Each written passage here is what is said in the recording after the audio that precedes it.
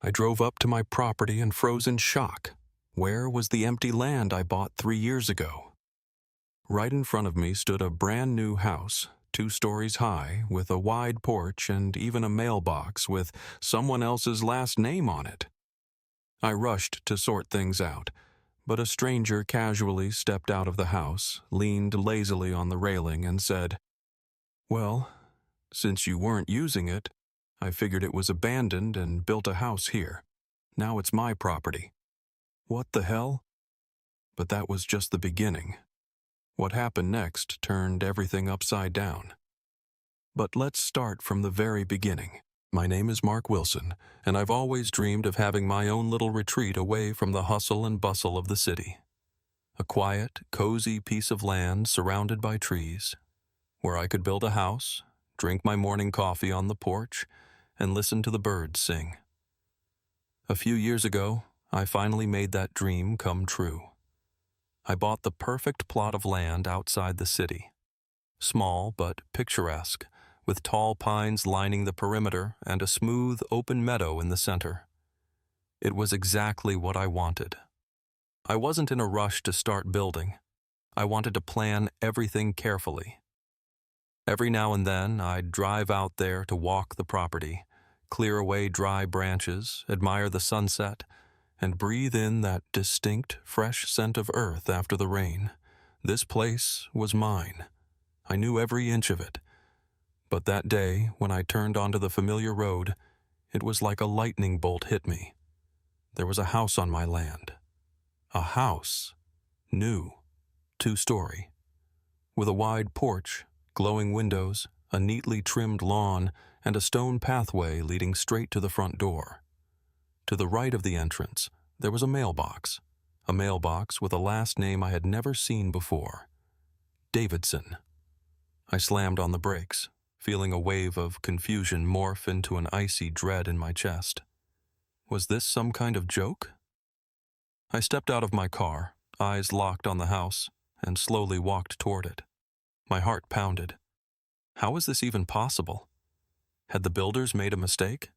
Maybe a neighbor had taken a little too much liberty with their property line. I searched for any rational explanation, but nothing made sense. And then, the door opened. A man in his 50s stepped onto the porch, tall, short gray hair, wearing expensive shoes and a light button-down shirt. He looked at me with lazy curiosity, then smirked, like he'd been expecting me. "Oh, you must be the guy who's been keeping the lot empty all this time?" I froze. My brain scrambled to process what I had just heard, but there was no way to make sense of it. "What?" was all I could manage. The man leaned casually against the porch railing, as if explaining something obvious. "Well, since you weren't using it, I figured it was abandoned and built a house here. So now it's my property." The air felt thicker. I stared at him, unable to comprehend what was happening. This man, standing in front of my house, on my land, was talking to me like I was some random visitor who had wandered onto his property. And in my head, only one phrase kept repeating, "What the hell?" This man, Richard Davidson, was speaking to me as if I weren't the rightful owner of the land, but just some random bystander getting in the way of him enjoying his home. "Just look around." He spread his arms wide, glancing over the property like he was showing off some grand renovation I should be grateful for. This lot was just sitting here, abandoned. Dirt, weeds, neglect. Did you even need it? I blinked. "What the hell are you talking about?" "Seriously, did you do anything with it?" he went on, tilting his head. There wasn't a hint of shame or doubt in his voice. He spoke casually, like we were discussing the weather. "You didn't even put up a fence." He chuckled, as if explaining something obvious. "So I figured, if it's just sitting there empty, it must be up for grabs. And if no one owns it, why not clean it up?" His words hit me like a slap. He really thought my land was just empty. Something inside me boiled with anger, but I didn't let it show. Not yet. Are you serious? I asked through clenched teeth. This is my property. I bought this land 3 years ago. I pulled out my phone, ready to show him documents, photos, bank transfers, anything. But Davidson just shrugged. Well, too late now, buddy. I snapped my head up to look at him. What? He crossed his arms like he was talking to a stubborn child. The house is already built. He nodded toward the brand new porch, where clean white curtains swayed in the breeze. You're not going to tear it down, are you? That would be cruel. Cruel. My face burned with rage. Are you even listening to yourself? The words came out as a low, furious growl. You trespassed on my land, built your house, and now you're telling me that tearing it down would be cruel. Davidson pursed his lips and shook his head, as if I was the unreasonable one. Look, let's not make this a big deal. That tone, that calm, almost bored tone of someone who thought they had the upper hand. I could feel the blood boiling in my veins. Even if you have some paperwork, just think about it. He let the silence stretch, giving me time to consider his words. You don't really want a legal battle, do you? His voice was steady, almost gentle, but with a very clear underlying threat. Lawsuits are long, expensive, exhausting. Lawyers, paperwork, wasted time. Is it really worth it? Something inside me snapped.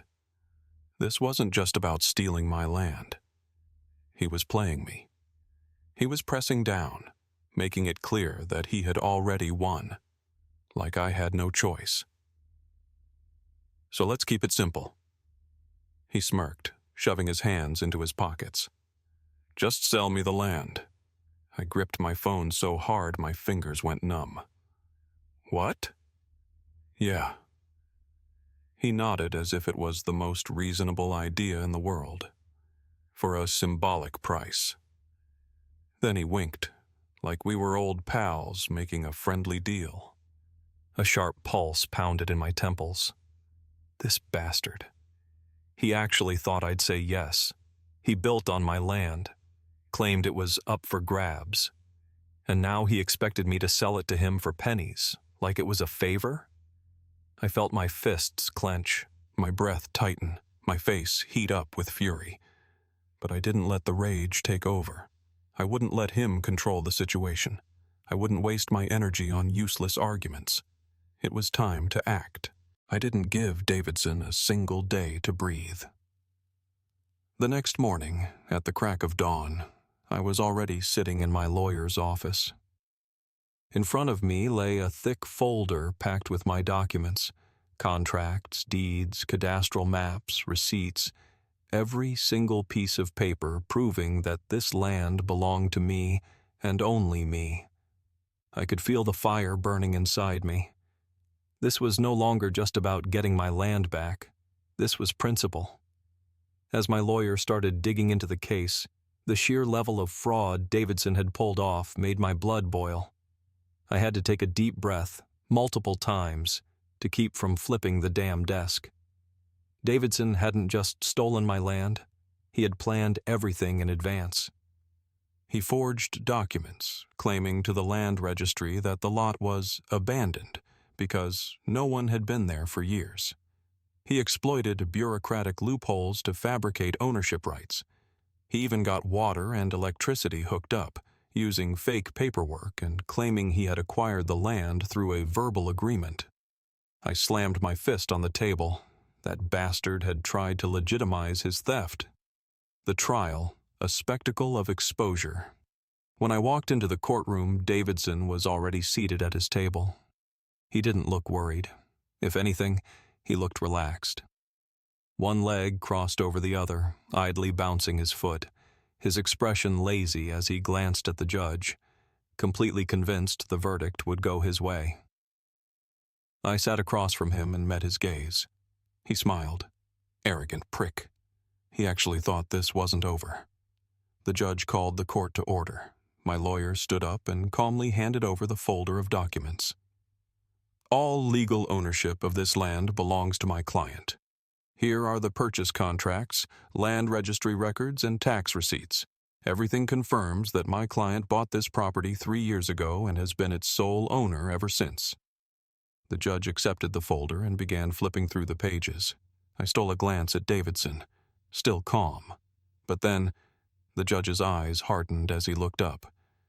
"Mr. Davidson, on what grounds did you register this property under your name?" Davidson shrugged, looking slightly annoyed by the question. "Well, I live here. The lot was abandoned. I just made it official." But the judge set the folder down and fixed him with a piercing stare. "You made it official?" "Yes."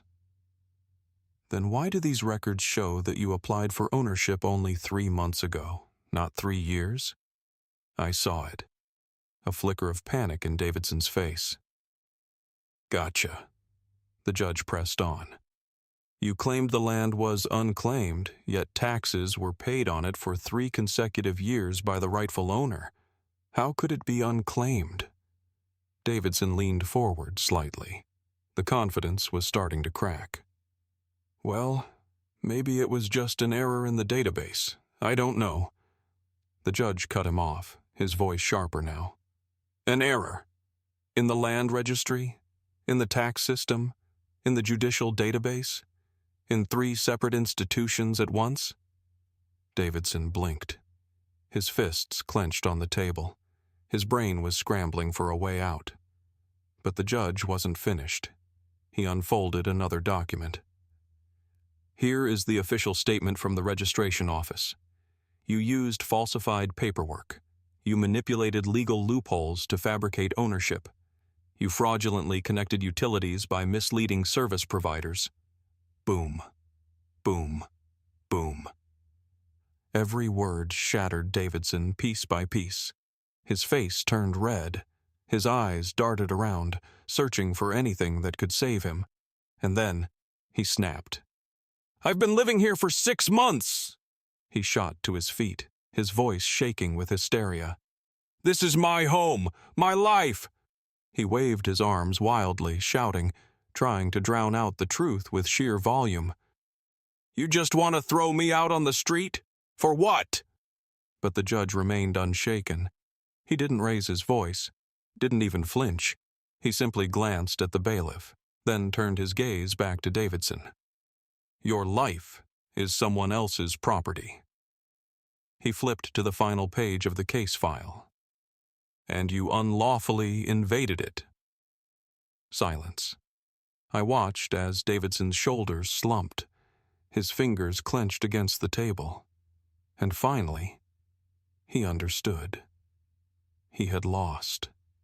His entire scheme had crumbled before his eyes. The bailiff stepped forward. "Mr. Davidson, you are ordered to vacate the premises immediately."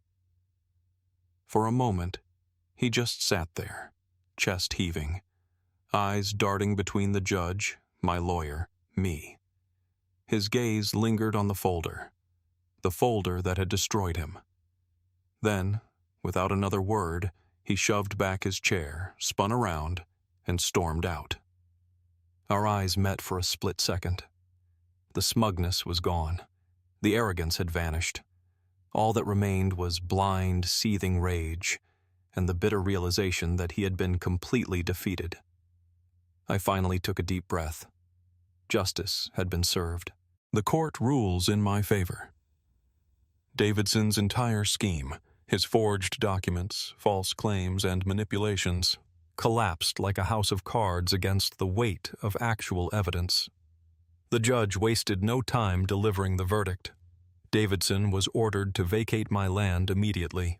He was required to pay me compensation for the illegal use of my property, and most importantly, his house was officially declared an illegal structure and would be demolished.